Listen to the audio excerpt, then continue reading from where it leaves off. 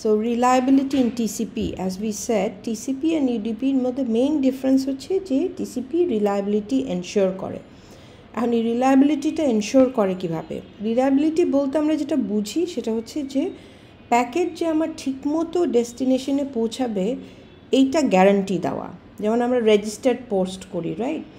Normal পোস্টে করলে এটার কোনো গ্যারান্টি নাই যে চিঠিটা পৌঁছাবে কিনা, মানে রেজিস্টার্ড করলে বা কুরিয়ার সার্ভিসে দিলে দের ইজ এ গ্যারান্টি যে অবশ্যই আমার চিঠিটা, এই জন্য we are paying more, right, to ensure that the letter will of course be received by the receiver.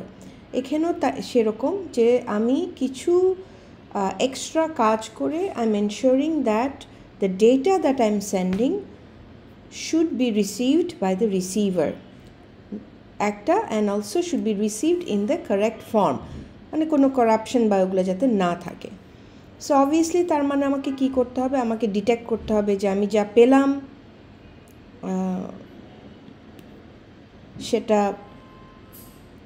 ঠিক আছে কি না। করাপ্টেড যদি হয় তাহলে সেগুলোকে obviously I have to resend them, right? সেন্ডারে রিসেন্ড করতে হবে।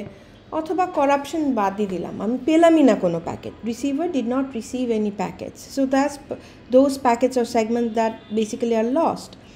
তাহলে me as a sender, I need to understand that I have to resend those segments, and plus as a receiver ওর তো বুঝতে হবে যে আমার কিছু পাওয়ার কথা ছিল আমি পাই নাই, ঠিক আছে?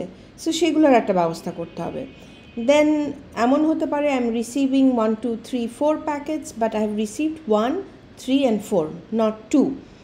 So there must be a way that okay, I can store 1 2 1 3 and 4, and then I can ask the receiver, please send me 2 because I haven't received 2, right? So এটা একটা। আর একটা হচ্ছে sometimes we get duplicate packets. কেন duplicate packets পাই সেটা আমরা একটু পরে একটা এক্সাম্পল দিয়ে দেখাবো। যে ফর এক্সাম্পল আমি পাঠালাম 1 2 3, এখন রিসিভার 1 2 3 আসলে পাই নাই, হ্যাঁ, তা আমি অনেকক্ষণ ওয়েট করলাম, দেখলাম ওর কাছ থেকে কোনো অ্যাকনলেজমেন্ট পেলাম না যে ও 1 2 3 পেয়েছে। সো আমি আবার 1 2 3 পাঠালাম, কিন্তু আসলে রিসিভার পেয়েছে, বাট একটু ডিলেইড অবস্থায় পেয়েছে, এই জন্য ও অ্যাকনলেজমেন্ট কিছু আমাকে জানাতে পারে নাই। সো এখন কি হলো, রিসিভার ডাবল 1 2 3 পেল। তো সেই ক্ষেত্রে ইট নিডস টু ডিটেক্ট যে আমি ডাবল একই সেগমেন্টের ডাবল পেয়েছি, এবং সেগুলোকে সে ডাবলগুলোকে ড্রপ করবে, এটারও একটা সিস্টেম থাকতে হবে। So these are the mechanism বলতে পারো, আর বলতে পারো these are the ways that we try to do error control and a flow control or whatever. So এখন error control আমরা স্টার্ট করবো। error control দিয়ে আসলে আমরা কিভাবে করি? ফার্স্ট অফ অল যেটা বললাম, আমাকে এরর হয়েছে কিনা, করাপ্ট হয়েছে কিনা, সেটার জন্য we need to detect whether or not the packet that I've received, the segment that I've received is not corrupted. তো সেটা কিভাবে করি আমরা? checksum দিয়ে। if you remember the checksum that we talked about, so ওই চেকসামটা কী করে, we use the checksum to detect যে corrupt packets, right? Checksum দিয়ে আমি যখন মিলাই দেখি যে না প্যাকেটটা তো ডেটা ভুল আছে, তাহলে আমি ড্রপ করে দিব।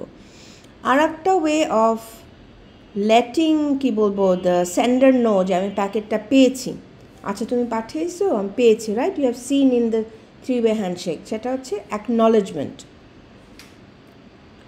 যে আমি অ্যাকনলেজ করবো যে আই হ্যাভ রিসিভড, মনে আছে যে আমরা I have received till 100 bytes, তার মানে ওকে জানায় দাও যে 100 বাইটস পর্যন্ত আমি পেয়েছি।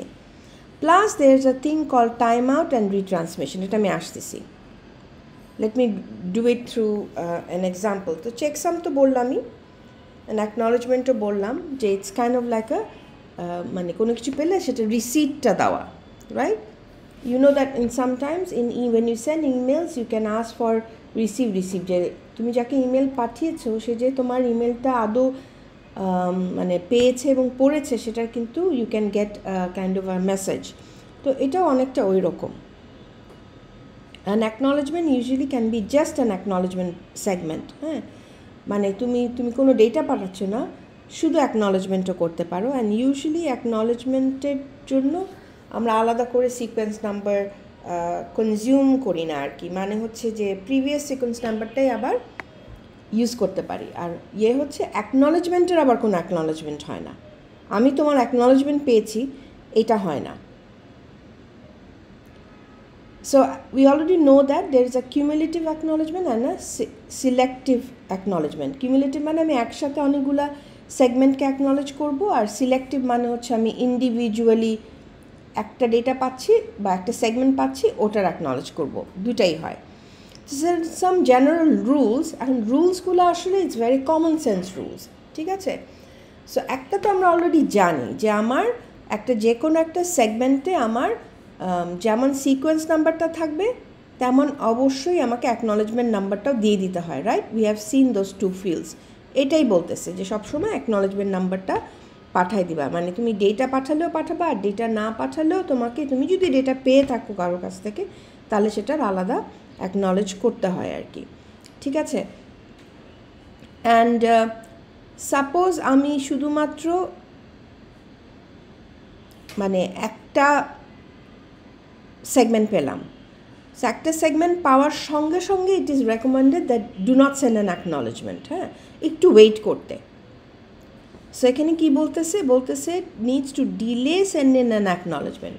তার মানে হচ্ছে তাই যে আমি মাত্র একটা সেগমেন্ট পাইছি সেন্ডারের কাছ থেকে, সেই ক্ষেত্রে আসলে আমার সঙ্গে সঙ্গে অ্যাকনলেজ না কর, মানে it's not hard and fast rule, সঙ্গে সঙ্গে অ্যাকনলেজমেন্ট না করাটা রেকমেন্ডেড। একটু ওয়েট করো, যে হয়তো আরও মাল্টিপল সেগমেন্টস হয়তো সেন্ডারের কাছে আসবে, সো একবারে কিউমুলেটিভ অ্যাকনলেজমেন্ট করাটা উড বি ওয়াইজার এই ক্ষেত্রে আর কি, যদি মাত্র একটা সেগমেন্ট পেয়ে থাকি। বাট পরপর যদি আমি 2-3টা সেগমেন্ট পাই, তাহলে you should acknowledge.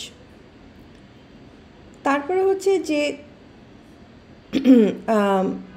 again it's kind of related to this, তুমি একটা সেগমেন্ট পেয়েছিলে অলরেডি, তারপরে হচ্ছে তুমি আরেকটা সেগমেন্ট পেয়ে গেলা, right?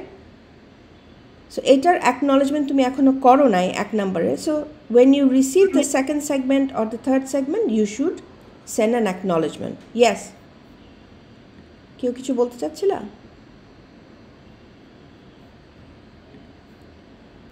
So let's do an example, right? So এখানে আমরা যে সিকোয়েন্স নাম্বার, অ্যাকনলেজমেন্ট নাম্বার জানাচ্ছি। সো মনে করো যে তোমার 3-way হ্যান্ডশেক হয়ে গেছে, সো এখন ডেটা আদান প্রদান চলছে। সো ক্লায়েন্ট ডেটা পাঠালো, রুল 1 অনুযায়ী ওকে সিকোয়েন্স নাম্বারটাও দিতে হবে, ওর প্রিভিয়াস অ্যাকনলেজমেন্ট নাম্বারটাও দিতে হবে। সো ওটা সহ পাঠালো। সো 1201 থেকে 1400 এই সিকোয়েন্স, মানে এটা সিকোয়েন্স নাম্বারটা না, পুরো রেঞ্জটা দিছে কিন্তু, প্লিজ নোট দ্যাট, হ্যাঁ। সিকোয়েন্স নাম্বার আমার আসলে হচ্ছে 1201, but so that you know আমার ডেটা রেঞ্জ হচ্ছে 1201 থেকে 1400 পর্যন্ত। তার মানে I am sending in 200 bytes of data. So ও পাইলো, পাওয়ার পরে ও নিজেও ডেটা পাঠাচ্ছে, ঠিক আছে? সো নিজে যেহেতু ডেটা পাঠাচ্ছে, সো ওর মধ্যেই ও অ্যাকচুয়ালি কী করছে, অ্যাকনলেজমেন্টটা করে দিচ্ছে। নর্মালি আমরা রুল বলছিলাম একটা পেলে একটু ওয়েট করতে, কিন্তু এখানে যেহেতু শুধু অ্যাকনলেজমেন্টের ব্যাপার না, right? So it's also about sending in, it's also sending data, সেই জন্য ওই ডেটার মধ্যে সে অ্যাকনলেজ করে দিচ্ছে এই প্রিভিয়াস ডেটাটার, মানে ক্লায়েন্টের ডেটাটার। আচ্ছা, এটা পেলো, এটার পর ও ওয়েট করছে যে ও হয়তো আমাকে, সার্ভার হয়তো আমাকে আরও ডেটা পাঠাবে। সো এখন কতক্ষণ ওয়েট করবে, এটারও একটা নিয়ম থাকা উচিত। অনন্তকাল ধরে ওয়েট করলে তো ঠিক না। তো সেই কারণে there is a standard rule, এখানে যেমন দেওয়া হচ্ছে 500 মিলি সেকেন্ড, আর 500 মিলি সেকেন্ডের মধ্যেও আর কোনো ডেটা সার্ভারের কাছে পায় নাই। একটু আগে কী বলেছিলাম যে একটা পেলেই যাতে অ্যাকনলেজ না করে, ঠিক আছে, শুধু অ্যাকনলেজমেন্ট না করে। ডেটা হলে the client should send in data, but আমি একটা ডেটা পেলাম, তারপরে আমি সঙ্গে সঙ্গে অ্যাকনলেজ করব না, সঙ্গে সঙ্গে শুধু তখনই অ্যাকনলেজ করব যদি আমার নিজেরও কিছু ডেটা পাঠানোর থাকে।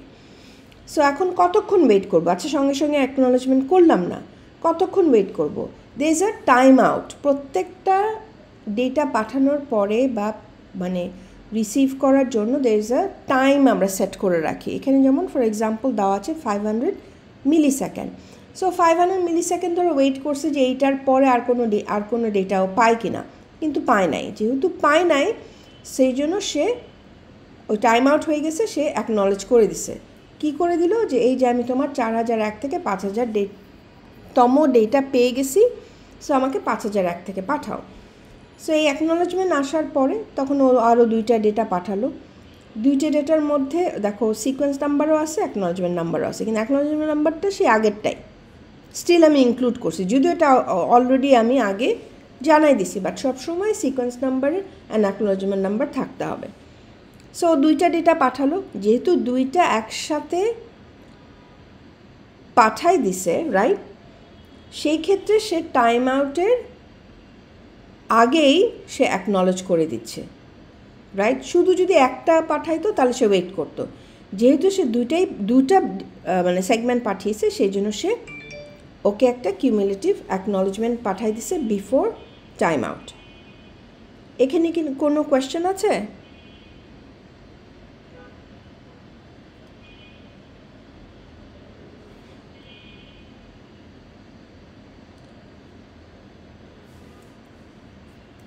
So now we'll look into other scenarios.